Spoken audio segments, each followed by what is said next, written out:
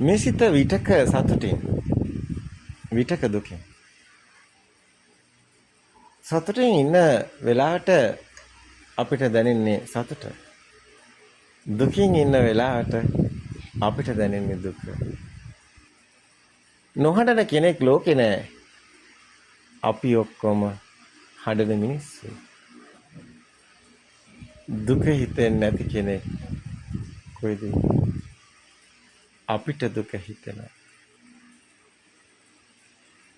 දුක හිතෙන හිතත් හරි සුන්දරයි. එහෙමයි. දුක හිතෙන හිතත් හරි සුන්දරයි. මම හරි ආදරේ දුකට. දුක මෙතන දුකක් දැනෙන කෙනෙක් ඉන්නවනම් මං කැමති එයාට පිහිට වෙන්න. ඒ මට දුක දැනෙන නිසා. බුදු ඇස හරි සුන්දරයි අම්මේ. බුදුන් වහන්සේ පිහිට වෙන්නේ දුක් විඳිනව කෙනාට.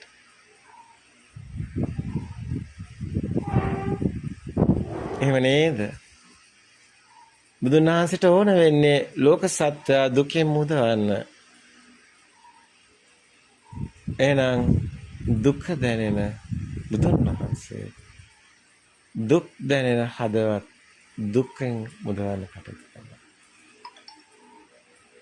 අපිට වෙන අදහස් නැහැ. කිසා ගෞතමීට කවුරුත් පිහිට නොවෙන තැන. කිසා ගෞතමීට පිහිට වෙන්නේ කොහොමද? කිසා ගෞතමී කියන්නේ මේ දරුවා සනීප කරලා දෙන්න කියලා. කිසා ගෞතමීගේ සතුට තියෙන්නේ දරුවත් එක්කයි. අපිටත් අම්මේ ඉන්නවා දරුවෝ. මම දුක් වෙන්නේ දරුවා දුකෙන්. අම්මලා එහෙම. නැද්ද අම්මේ? මොකද අම්මේ කියන්නේ? එහෙම නේද? අපේ නෝනා නේද? මැගි නෝනාද? අම්මේ අම්මට 80යි.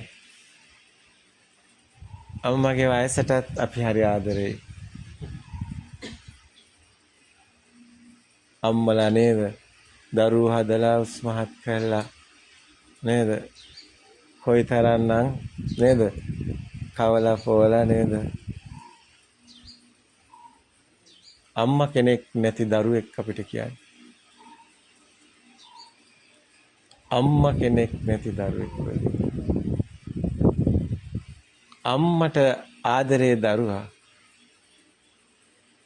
උතුම් දරුවෙක්.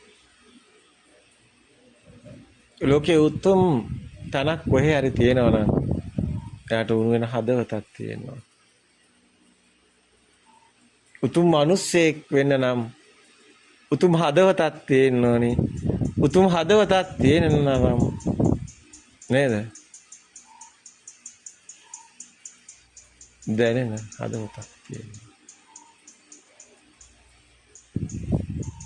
අම්මා සසරෙන් ඈතර වෙලා කියන්නේ. අම්මා කියන වචනේ හුදෙක් අපිට શબ્දයක් නෙමෙයි. ඒක මහා ආදරයක්. මේ විශ්වයේම තියෙන ආකර්ෂණ බලය හා සමානයි අම්මගේ හිතට දැනෙන මහා ආදරය.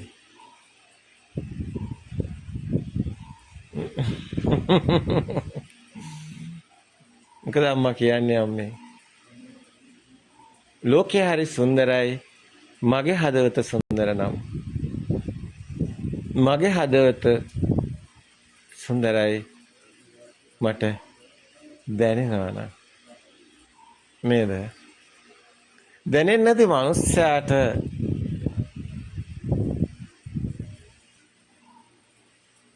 පියේද එහෙමද? යාට සුන්දර හදවතක් කොයින්ද හම්බෙන්නේ? දැනෙන්නේ නැත්තම් අපි කඳුලට නේද?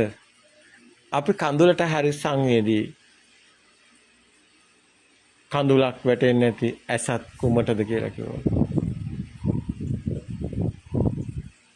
නැද්ද මේ? ඒ බුදු ඇස හරි කාරුණිකයි. චන්න මමත් මහලු වෙනවද? ඔව් ස්වාමී. ඔබත් මහලු. චන්න මමත් ලෙඩ වෙනවා. ඔව් ස්වාමී. ඔබත් ලෙඩ වෙනවා. චන්න මමත් මැරෙනවා. ඔව් ස්වාමී. ඔබත්